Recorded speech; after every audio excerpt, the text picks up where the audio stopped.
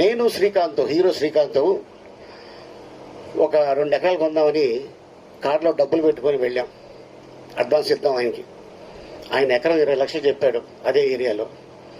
మాతో పాటు ఒకడు వచ్చాడు.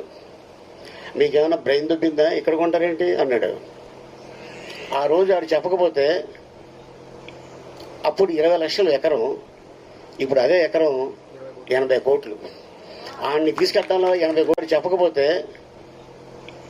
అప్పుడు 20 లక్షలు ఎకరం, ఇప్పుడు అదే ఎకరం 80 కోట్లు. ఆడిని తీసుకెళ్ళడంలో 80 కోట్లు పోయింది మాకు.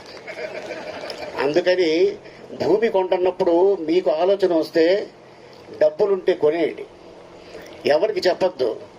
ఎవరికైనా చెప్తే వాడు డెఫినెట్గా ఏదో వంక పెడతాడు, మనకి లేనిపోయింది టెన్షన్ స్టార్ట్ అవుద్ది బ్రెయిన్లో. సో అందుకోసం అంటే